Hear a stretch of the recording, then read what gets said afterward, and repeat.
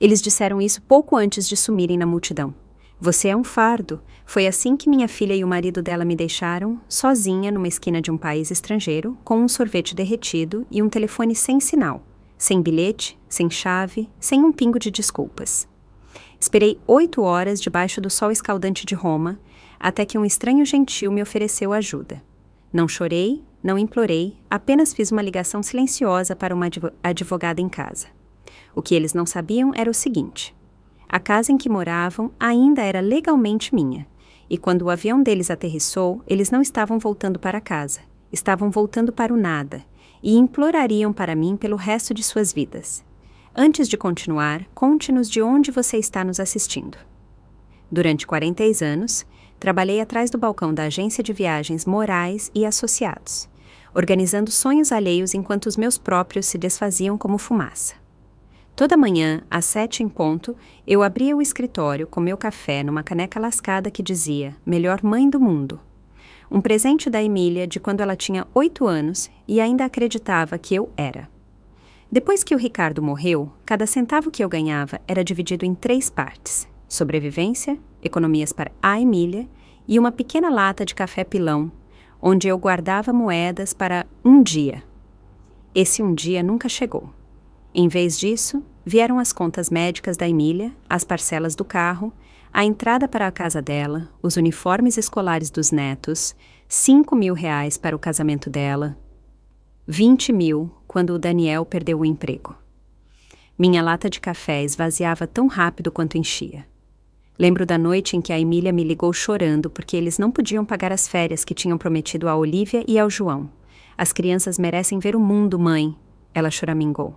Não como nós, que nunca fomos a lugar nenhum.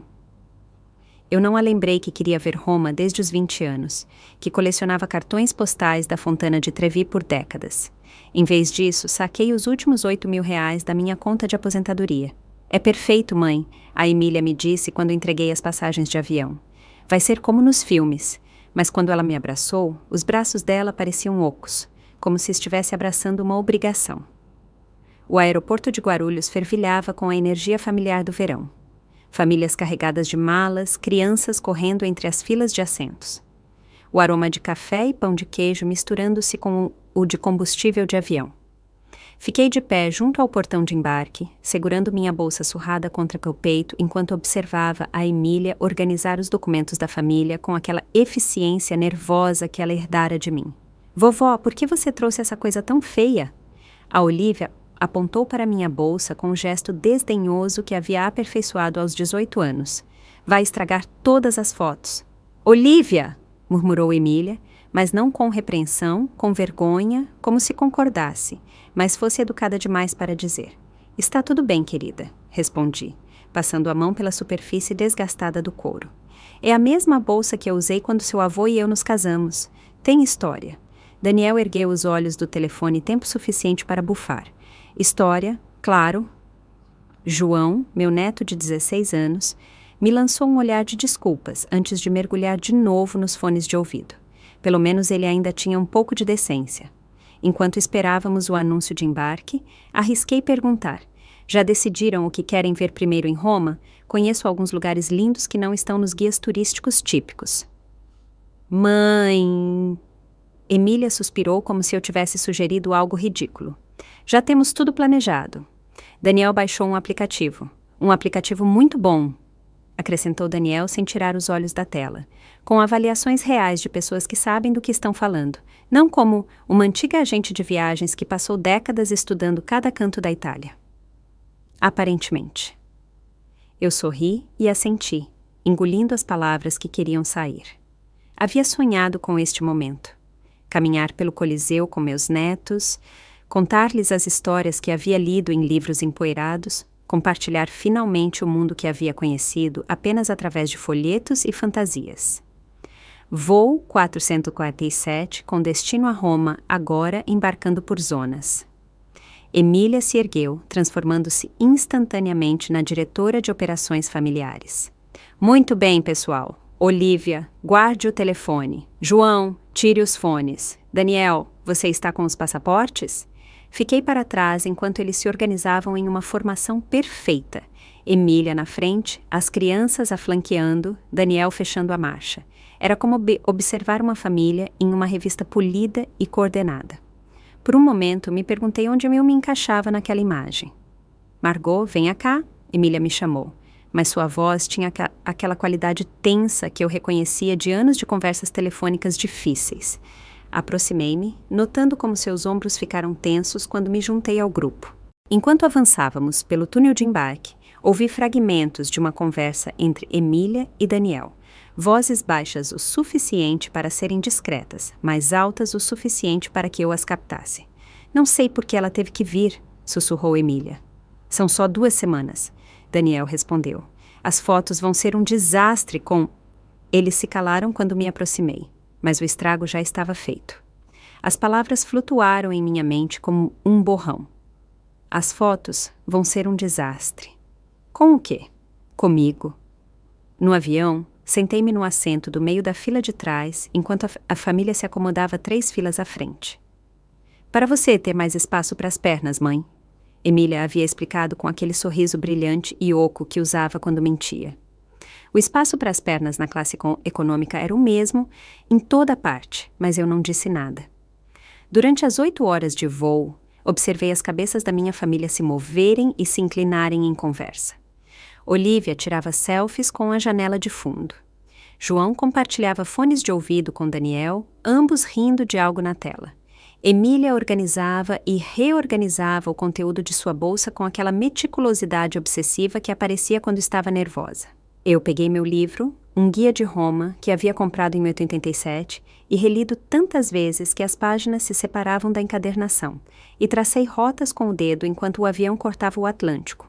A Capela Sistina, ao amanhecer, quando as multidões ainda não chegavam. O Trastevere, ao entardecer, quando as ruas de paralelepípedos brilhavam douradas.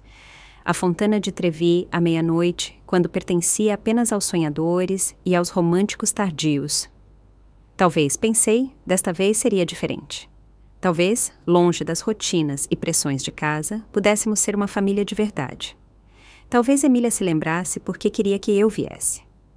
Quando o piloto anunciou nossa descida para Roma, senti uma mistura estranha de antecipação e apreensão. Pela janela, a cidade eterna se estendia como um mapa desdobrado, antiga e dourada sob o sol da manhã.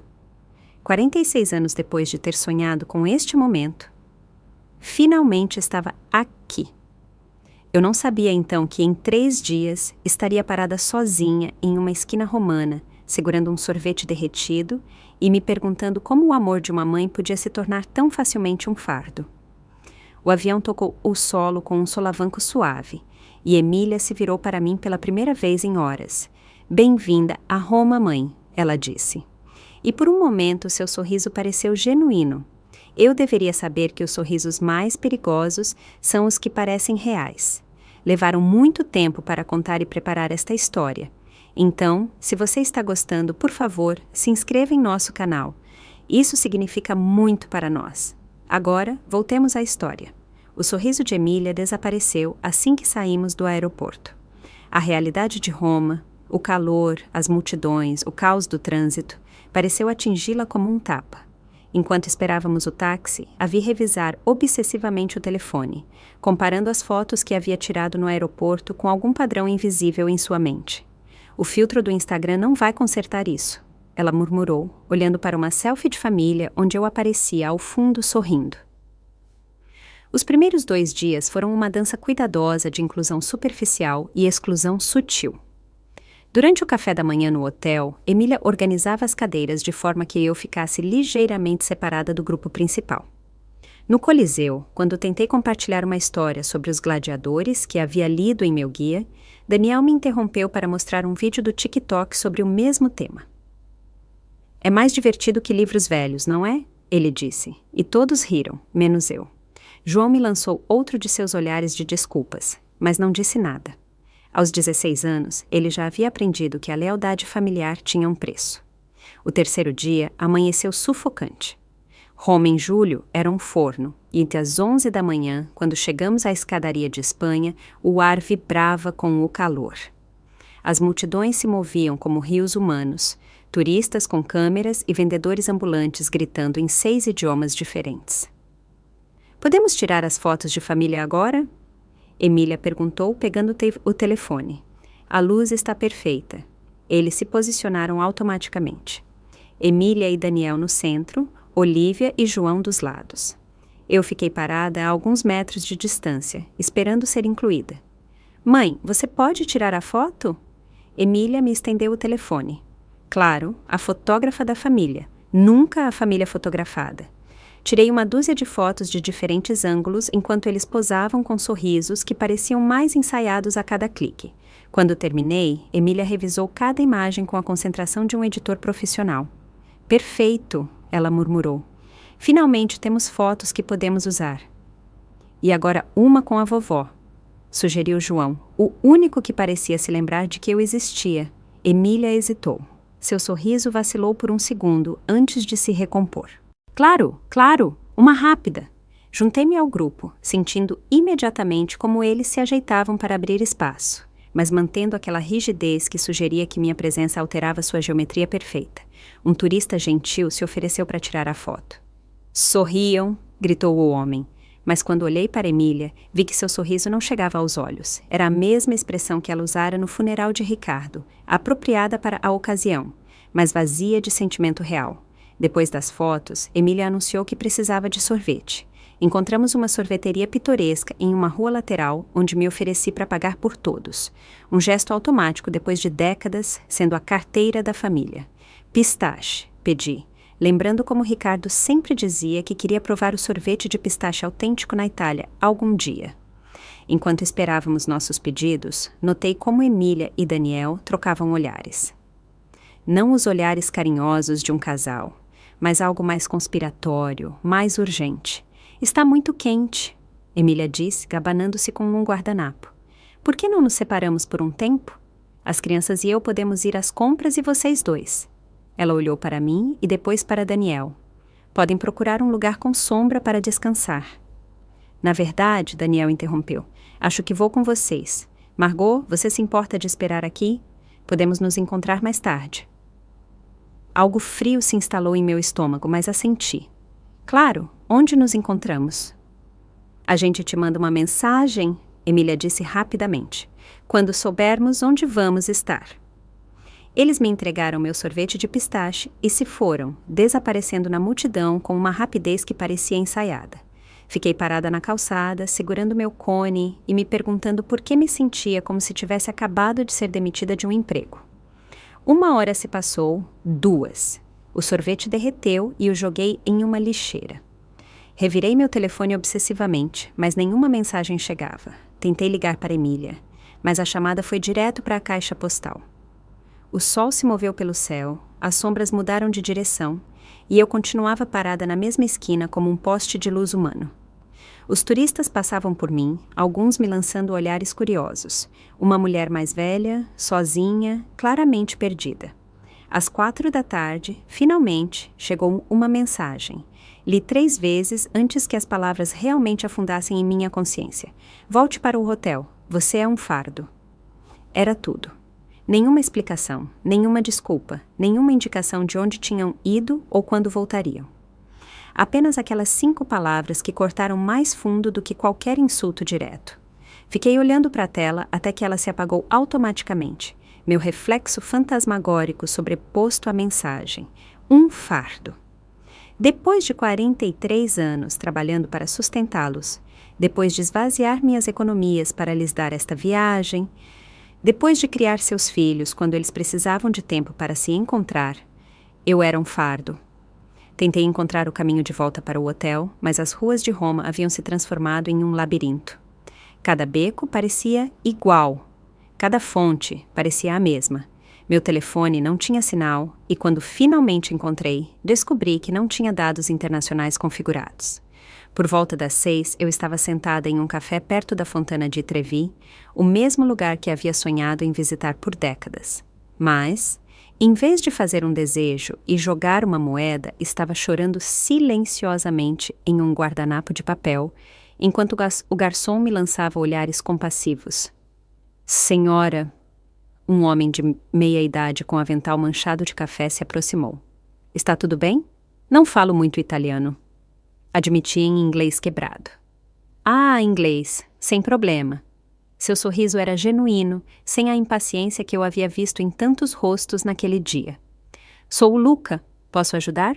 E foi assim que contei a um estranho o que não podia contar a mim mesma, que minha própria família havia me abandonado em uma cidade estrangeira, que me chamaram de fardo, que estava perdida de mais maneiras do que podia contar. Luca ouviu sem interromper, assentindo de vez em quando, seus olhos castanhos cheios de uma compreensão que eu não esperava encontrar a milhares de quilômetros de casa. Minha nona sempre dizia que família não se define por sangue. Ele finalmente disse. Define-se por quem fica quando as coisas ficam difíceis. Olhei para uma fonte, onde os turistas riam e tiravam fotos, jogando moedas e fazendo desejos que talvez se tornassem realidade.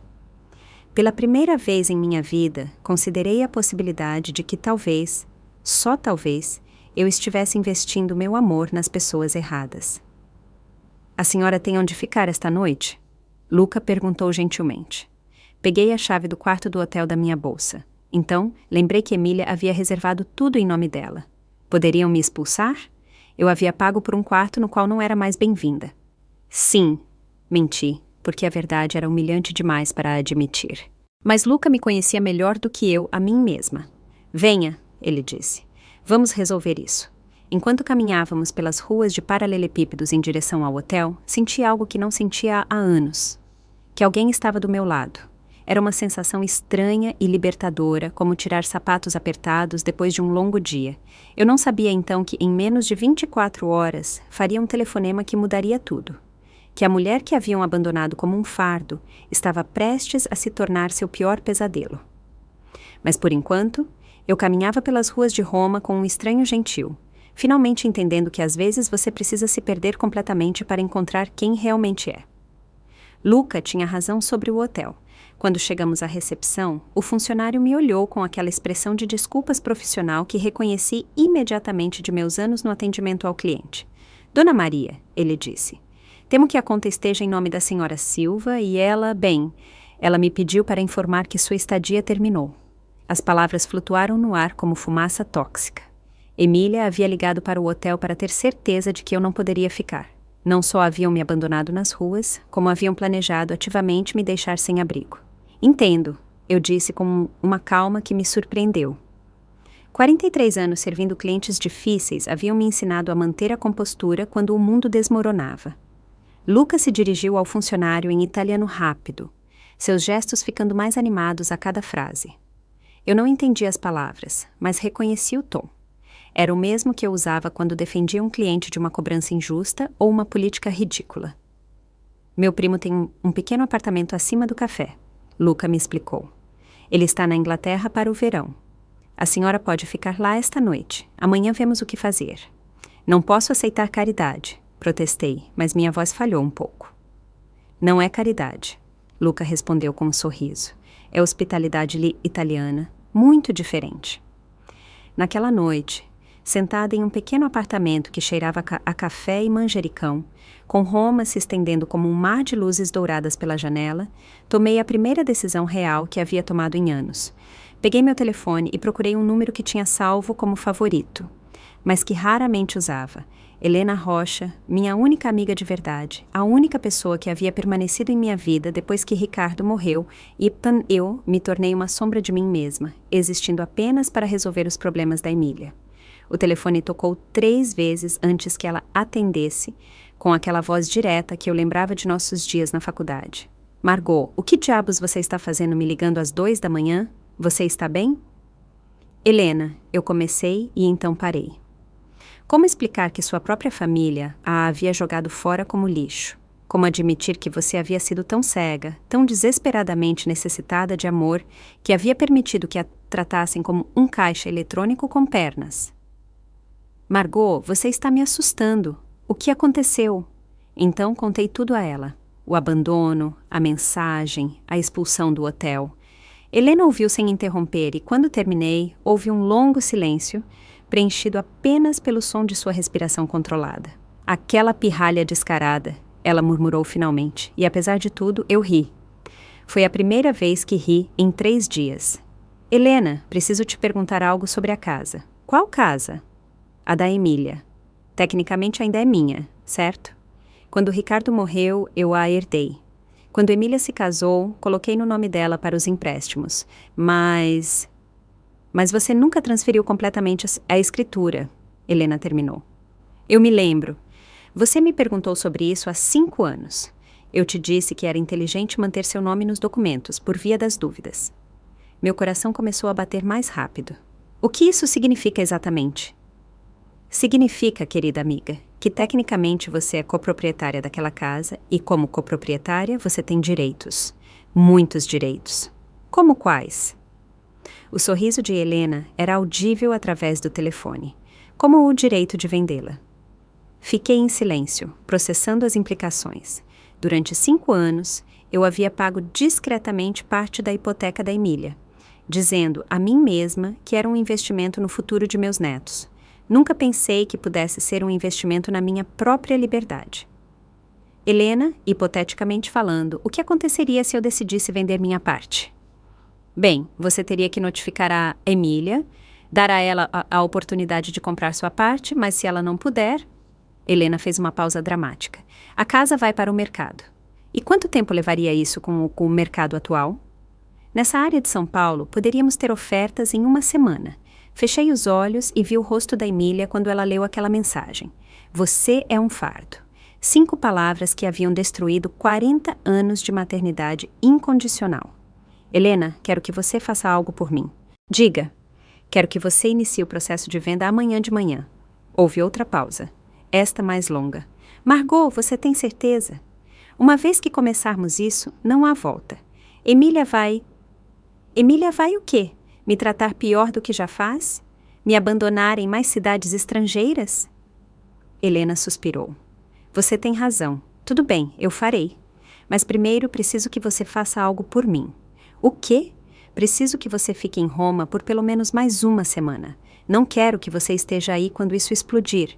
E, francamente, depois do que você me contou, acho que você precisa de tempo para descobrir quem você é quando não está resgatando pessoas que não merecem. Olhei pela janela para as luzes de Roma, pensando nas décadas que havia perdido sonhando com este lugar.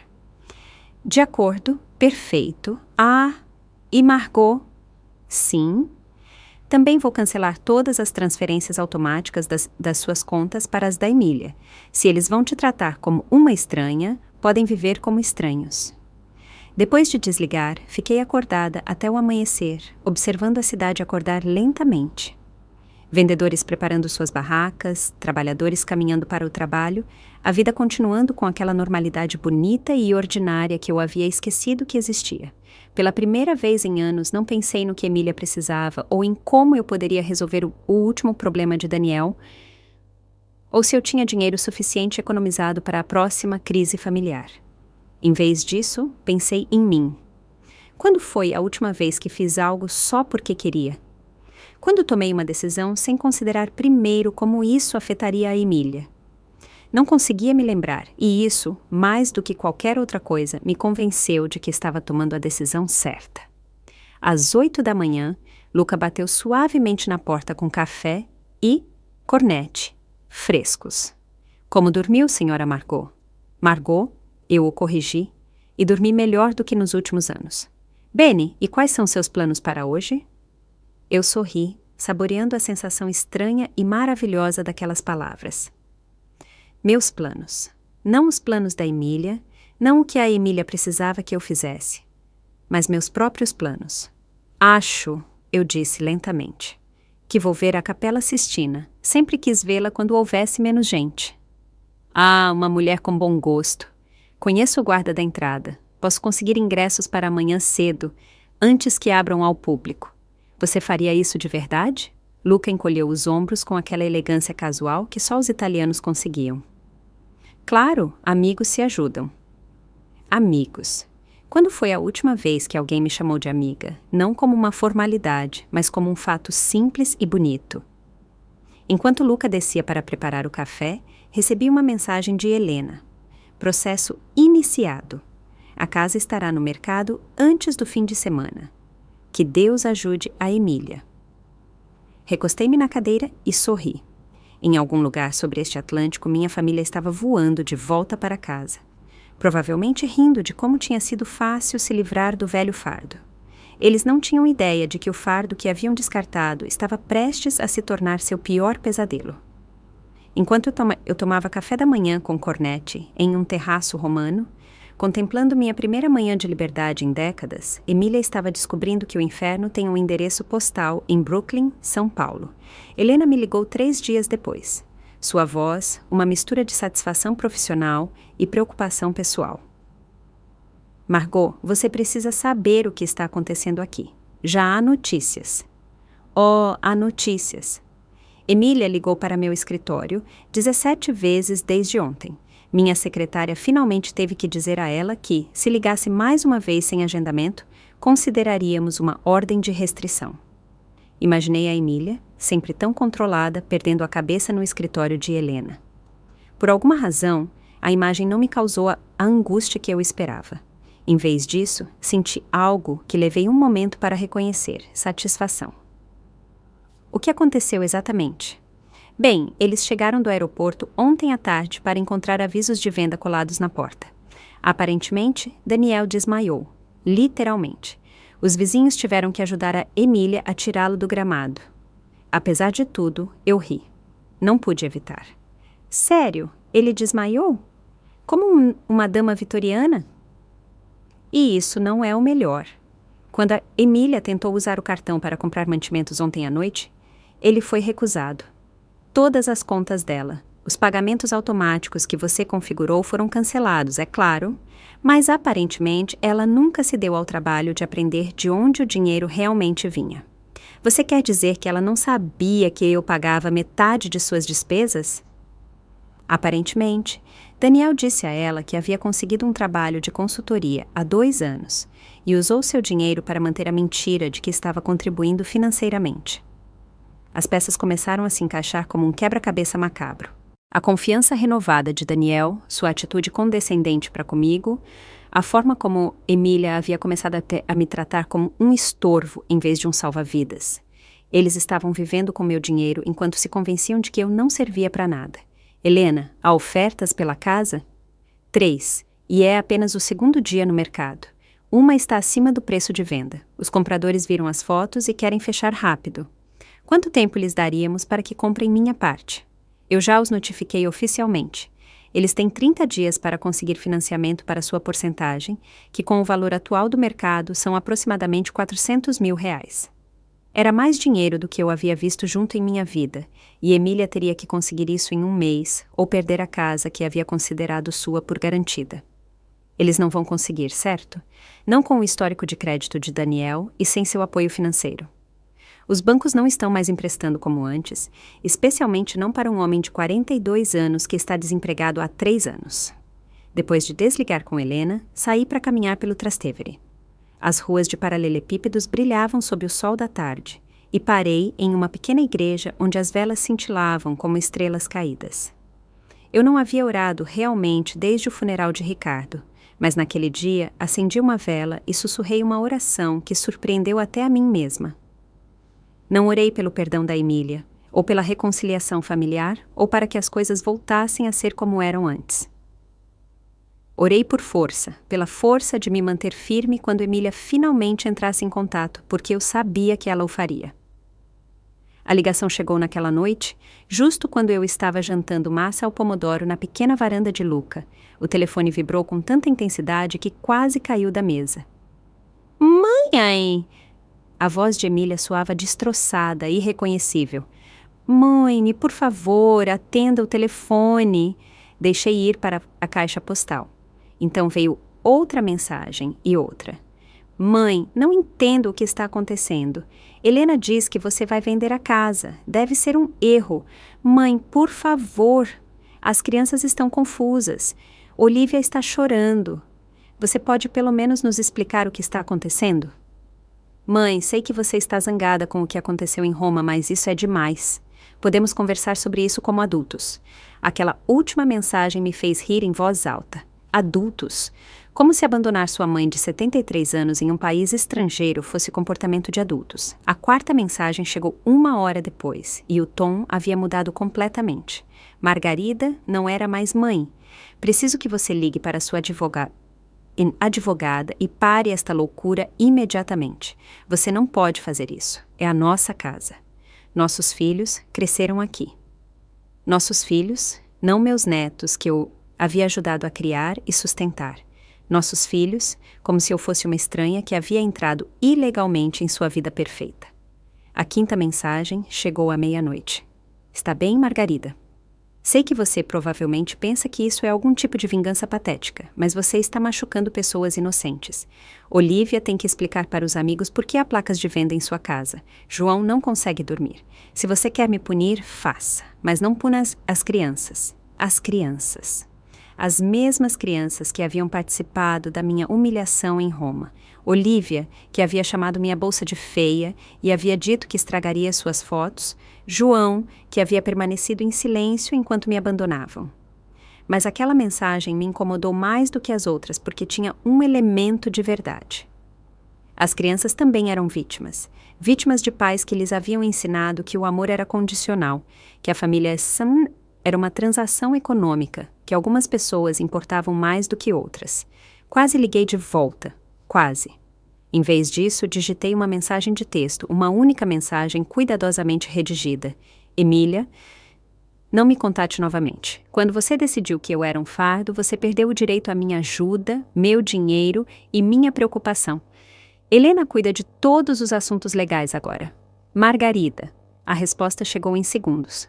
Margarida. Quem diabos é Margarida? Você é minha mãe. Mas eu já havia desligado o telefone. No dia seguinte, Luca me levou à Capela Sistina, como havia prometido.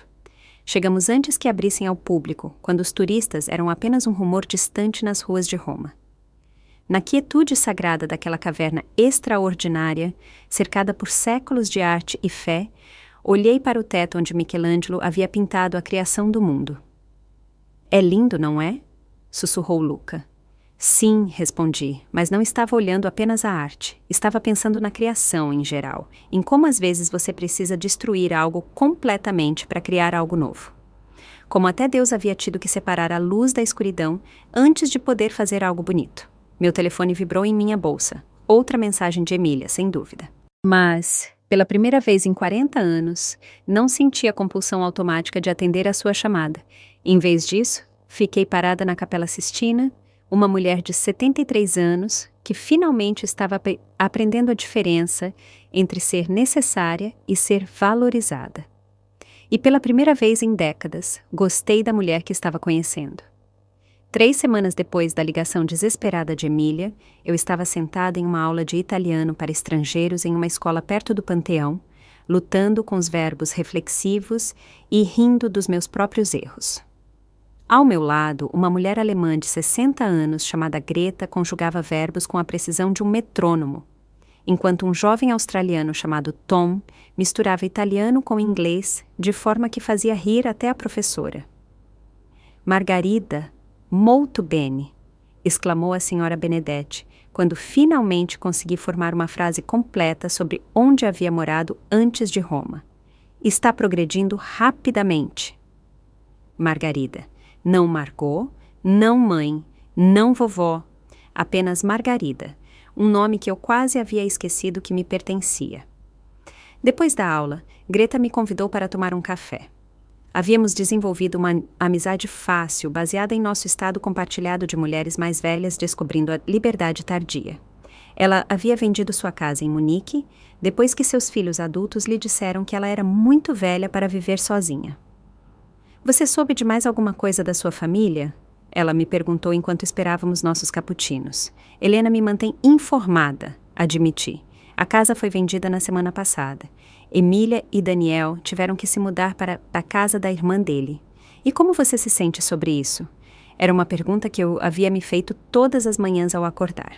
No início, esperava sentir culpa, aquela culpa materna familiar que havia sido minha companheira constante por décadas. Mas quando buscava essa sensação familiar, encontrava apenas uma calma estranha e libertadora. Aliviada, eu disse finalmente. É terrível admitir, mas me sinto aliviada. Greta assentiu com compreensão. Quando meus filhos me disseram que eu tinha que vender minha casa e me mudar para uma residência para idosos, no início me senti traída. Mas agora, vendo minha vida aqui, percebo que eles me fizeram um favor. Me forçaram a descobrir quem eu era sem eles. Naquela tarde, caminhei até o pequeno apartamento que havia alugado com parte do dinheiro da venda da casa. Não era grande. Um quarto, uma cozinha pequena, uma varanda que dava para uma rua silenciosa no Trastevere. Mas era meu, completamente, absolutamente meu. Pela primeira vez em minha vida adulta, não tinha que consultar ninguém sobre a cor das cortinas ou se podia pagar para trocar os móveis. Havia pendurado uma foto de Ricardo na mesinha de cabeceira, mas não as fotos de família que eu havia carregado por décadas. Em vez disso, as paredes mostravam fotos que eu o havia tirado. O amanhecer sobre o Tibre, crianças jogando futebol em uma praça, Lucas sorrindo enquanto preparava café. Fotos da minha nova vida, tiradas por mim, para mim. Meu telefone estava silencioso por dias. Emília havia parado de ligar depois que Helena lhe disse oficialmente que todos os assuntos futuros deveriam passar por ela. Mas naquela tarde, enquanto preparava um jantar simples de massa e salada, ele tocou com um número que não reconheci. Vovó? A voz era tímida, jovem. João. Meu coração disparou, mas mantive minha voz calma. Oi, João. Consegui o número da tia Carla. Mamãe não sabe que estou te ligando. Claro que ela não sabia. Emília nunca havia permitido que seus filhos tivessem relações independentes comigo. Ela sempre havia sido a intermediária, controlando cada interação. Como você está, querida? Houve uma pausa longa, cheia do peso das coisas não ditas. Confuso, eu acho. Mamãe diz que você enlouqueceu, que vendeu nossa casa por vingança. E o que você pensa? Outra pausa. Acho que a mamãe não está dizendo toda a verdade. Ela nunca diz. Era a primeira vez que eu ouvia João questionar seus pais, e algo em meu coração se suavizou ligeiramente. João, o que aconteceu em Roma? Eu sei, ele me interrompeu. Sei que foi errado. Eu queria dizer algo, mas não sei. Tinha medo que o papai ficasse bravo comigo também. Daniel, claro, o homem que havia vivido do meu dinheiro por anos enquanto tratava meu neto como um subordinado. Você está bem? Tem um lugar seguro para ficar? Estamos na casa da tia Sueli. É desconfortável. Ela e a mamãe nunca se deram bem, e a Olivia está furiosa porque teve que mudar de escola. Olivia, a neta que havia dito que minha bolsa estragaria suas fotos perfeitas. Por um momento, senti uma pontada do instinto protetor familiar. Então, lembrei do rosto desdenhoso dela em Roma, e a pontada desapareceu. E você, João, como você realmente está? Assustado, ele admitiu. Tudo mudou tão rápido. Um dia éramos uma família normal e no dia seguinte tudo desmoronou. Mas também me sinto mal pelo que fizemos em Roma, quero dizer. Não foi certo. Era a desculpa que eu estava esperando sem perceber que precisava dela. Obrigada por dizer isso, João. Você vai voltar algum dia? A pergunta pairou no ar como fumaça.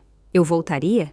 Por semanas eu havia vivido dia a dia, sem pensar além da minha próxima aula de italiano ou da minha próxima caminhada pelas ruas de paralelepípedos. Mas a pergunta de João me forçou a considerar o futuro. Não sei, eu disse, honestamente. Por enquanto, estou aprendendo a ser feliz aqui. Você é feliz? Era uma pergunta que ninguém me fazia há anos. Eu era feliz? Pensei nas minhas manhãs tomando café com Luca, minhas tardes no clube de fotografia que havia encontrado, minhas noites lendo na minha pequena varanda enquanto Roma se ajeitava para dormir ao meu redor. Sim, eu disse, surpresa com a certeza em minha voz. Acho que sou mais feliz do que fui em muito tempo. Que bom, disse João, e soou como se ele realmente sentisse. Vovó Margarida, me desculpe por tudo. Depois de desligar, fiquei na minha varanda, observando as luzes acenderem por toda essa cidade. Roma, à noite, era um museu vivo. Cada edifício uma história, cada rua um poema escrito em pedra e tempo. Pensei em João, provavelmente escondido em algum canto da casa da tia dele, arriscando a raiva dos pais apenas para se desculpar comigo. Era o primeiro sinal de que talvez nem tudo estivesse perdido. que talvez na próxima geração alguém tivesse aprendido a diferença entre amor e obrigação. Meu telefone vibrou com uma mensagem de texto. Obrigado por falar comigo. Vou te escrever uma carta de verdade em breve. Te amo, vovó. João. Eu sorri e guardei o telefone. Amanhã era meu aniversário, 74 anos, e pela primeira vez em décadas eu o celebraria como quisesse. Luke havia mencionado uma pequena tratoria familiar onde cantavam parabéns e serviam tiramisu caseiro. Greta e Tom haviam prometido me acompanhar.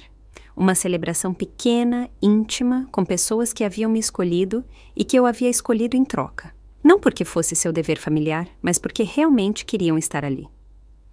Enquanto me preparava para dormir, olhei a foto de Ricardo na minha mesinha de cabeceira. O que você acha, querido? Sussurrei. Está tudo bem eu ser feliz sem eles. O vento noturno moveu as cortinas e, por um momento, quase pude ouvir sua voz me dizendo o que ele tentava me dizer há anos. Que eu merecia ser amada por quem eu era, não pelo que podia dar. Pela primeira vez em décadas, adormeci sem me preocupar com ninguém além de mim mesma. E acordei sorrindo. Meu 704º aniversário amanheceu com o tipo de manhã dourada que só Roma pode oferecer. Luz suave filtrando-se pelas persianas, o aroma do café do Luca subindo de baixo e o som distante de sinos de igreja, marcando as horas como haviam feito por séculos. Levantei-me sem pressa, algo que ainda me surpreendia depois de décadas acordando com listas mentais de problemas para resolver para os outros. Hoje, minha única agenda era o almoço de aniversário com meus amigos Luca, Greta, Tom e algumas outras pessoas do clube de fotografia que haviam se tornado minha pequena família escolhida. Enquanto preparava café em minha cozinha pequena, mas perfeitamente minha, notei um envelope que havia sido deslizado sob minha porta. Meu nome estava escrito em uma letra familiar, a caligrafia cuidadosa de João, que sempre havia sido mais pensativo que sua irmã. A carta era grossa, várias páginas dobradas dentro de um envelope que havia viajado de São Paulo. Sentei-me na minha varanda com Roma, despertando a meus pés, e abri o que eu sabia que seria uma das decisões mais importantes da minha nova vida. Querida vovó Margarida, não sei se devo te chamar de vovó, ou Margarida, ou Margot. Mamãe diz que você não é mais nossa avó, que você escolheu estranhos em vez da família, mas não acho que seja tão simples. Acho que nós te escolhemos como estranha muito antes de você nos escolher como estranhos. Tenho pensado muito em Roma, naquele dia na escadaria de Espanha. Lembro exatamente do momento em que fomos embora. Mamãe disse algo sobre finalmente poder relaxar e papai riu. Olivia tirou uma selfie logo depois, sorrindo como se tivesse ganhado algo. Eu não disse nada. Essa é a parte que mais me incomoda. Que eu não disse nada. Eu tinha 16 anos e pensei que isso era desculpa suficiente, mas a verdade é que eu sabia que estava errado. Eu sabia que você não abandona sua avó de 73 anos em um país estrangeiro. Eu sabia que você era a razão pela qual podíamos pagar aquela viagem, que você era a razão pela qual podíamos pagar muitas coisas, mas era mais fácil seguir o fluxo do que enfrentar mamãe e papai. Agora vivemos no porão da tia Sueli, e papai finalmente teve que conseguir um emprego de verdade. Na Leroy Merlin, cortando chaves e carregando sacos de cimento. Mamãe está furiosa o tempo todo, mas não com você.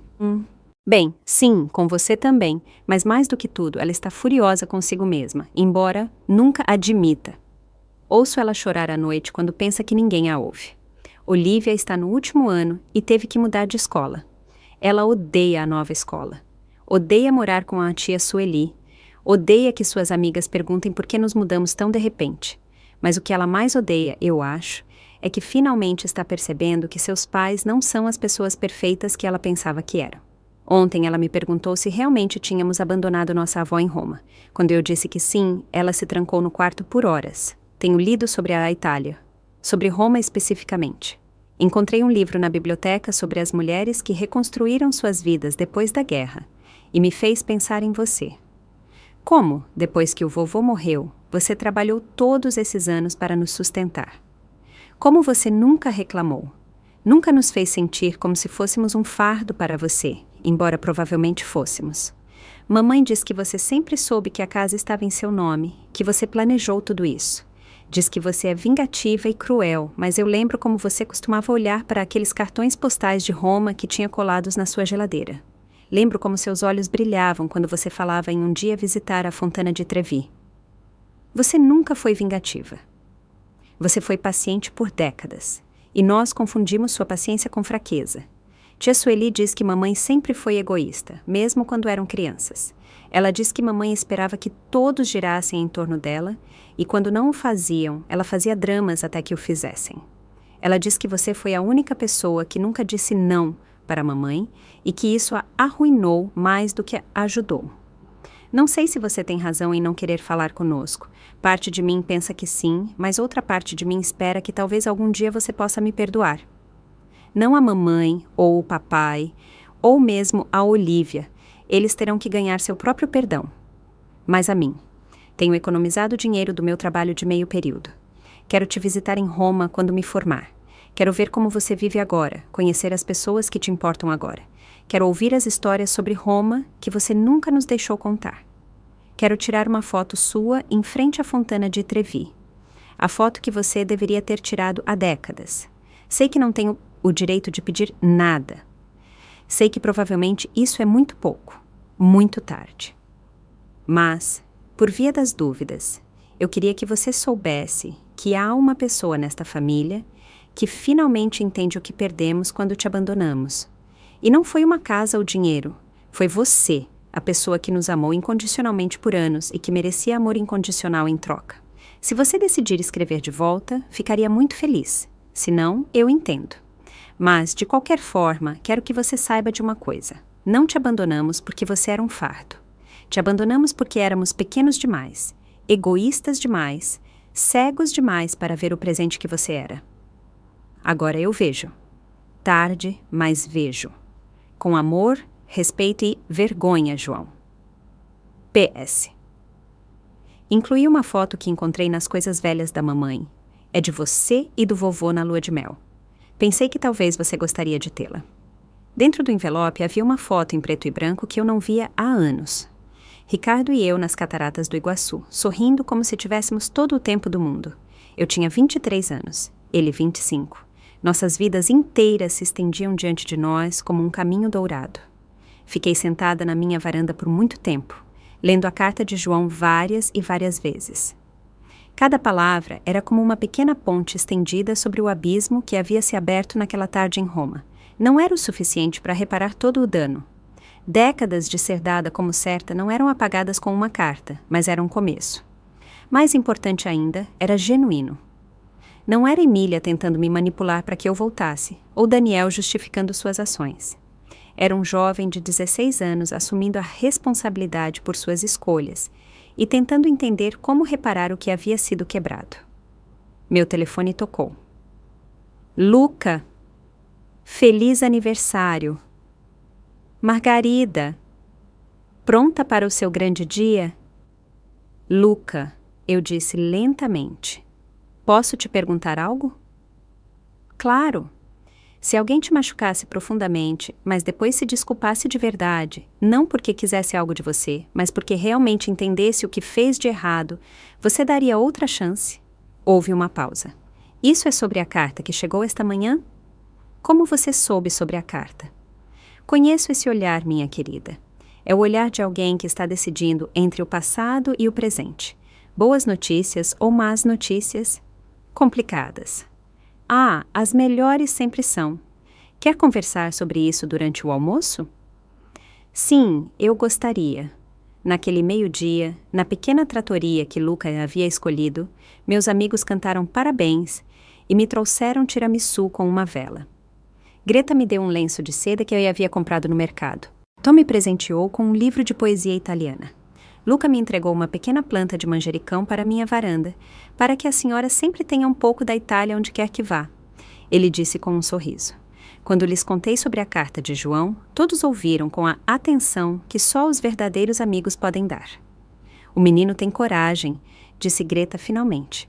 Admitir erros quando se é jovem é difícil. Os adultos na vida dele não foram bons exemplos. Mas você acredita nele? Perguntou Tom. Você acha que ele realmente mudou?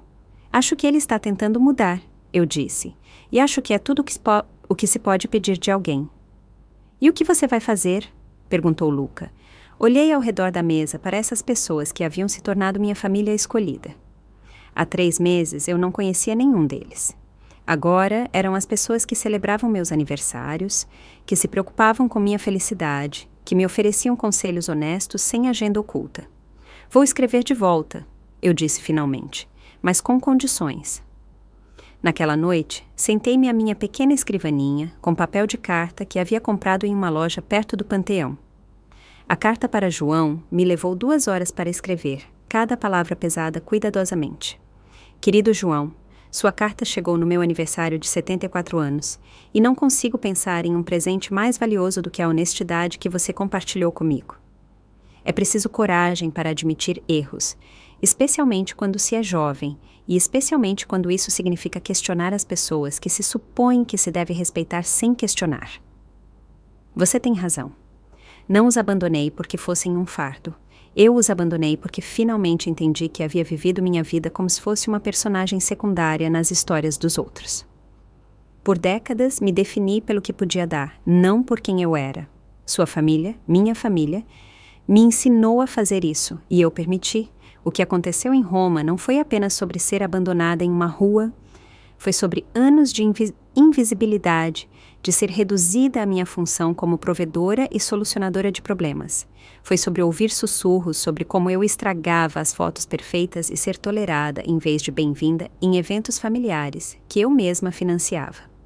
Mas sua carta me mostra algo que eu não esperava ver, que talvez nem tudo esteja perdido na próxima geração, que talvez de alguma forma ainda haja esperança. Aqui estão minhas condições, João. Porque perdão sem limites não é perdão, é permitir que o abuso continue.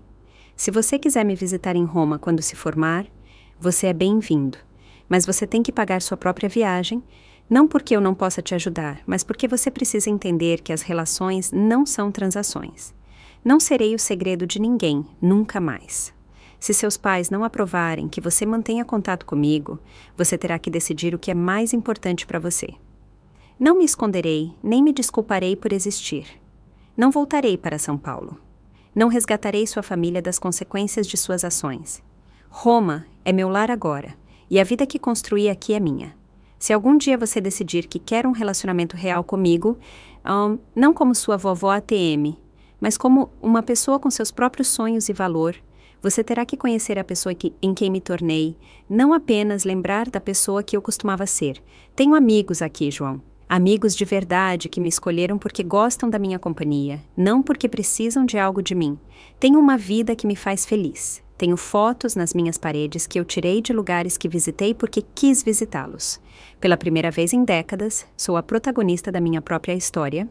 Se você puder respeitar isso, se puder ver a Margarida que sou agora, em vez de apenas a avó que você se lembra, então sim, podemos tentar reconstruir algo.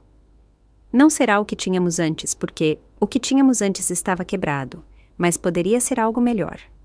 Anexo uma foto minha em frente à Fontana de Trevi. Ela foi tirada por um querido amigo chamado Luca no meu primeiro dia de verdadeira liberdade. Olhe para os meus olhos, João. Você vê a diferença? Essa é a diferença entre existir para os outros e viver para si mesma. Estarei aqui quando você estiver pronto para conhecer esta versão de mim, mas só se você realmente estiver pronto. Com carinho cauteloso, mas genuíno, Margarida, sua avó, mas também muito mais do que isso. Reli a carta e a deixei na minha mesinha de cabeceira. A levaria ao correio amanhã, junto com a foto que havia pedido a Luca para tirar naquela manhã. Eu parada em frente à Fontana de Trevi, sorrindo não como a avó sacrificada que costumava ser, mas como a mulher completa que havia redescoberto. Meu telefone vibrou com uma mensagem de texto de um número que não reconheci. Mamãe diz que você é louca e que arruinou nossas vidas. Só queria que você soubesse que nem todos pensamos assim. Olivia. Era breve, quase brusca, muito típica da minha neta de 18 anos, mas era um começo. Outra pequena rachadura na parede de silêncio, que Emília havia tentado construir ao meu redor. Levantei-me e saí para a minha varanda, olhando para Roma à noite. Em algum lugar lá embaixo, turistas estavam fazendo desejos na Fontana de Trevi.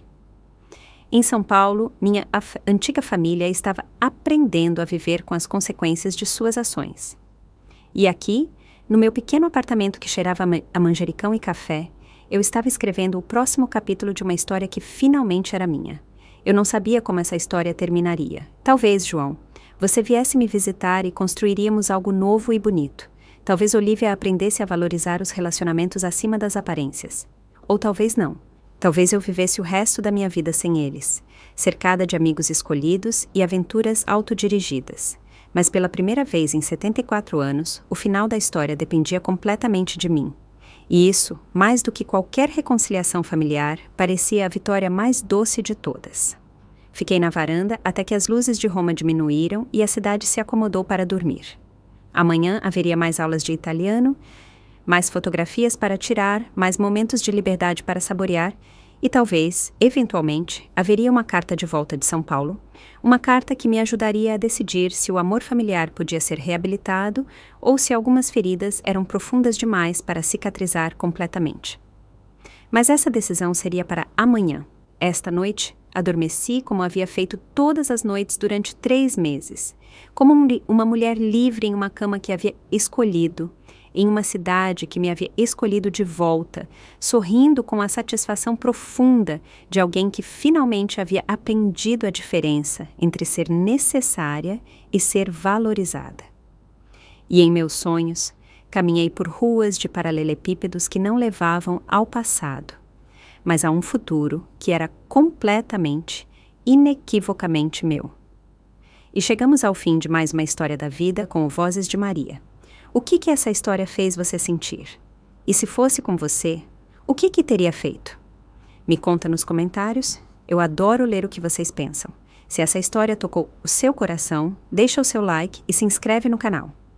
E se você realmente quiser me apoiar, pode me enviar um super thanks. Esses gestos me ajudam muito a continuar trazendo essas histórias com muito amor e carinho para você. Na tela, você vai encontrar mais 2 histórias sinceras e profundas, que tocam o coração e nos ensinam lições valiosas sobre a vida. São histórias que emocionam, ensinam e fazem refletir. Obrigado por existir e por estar aqui comigo. Te espero na próxima história de vida aqui no Vozes de Maria.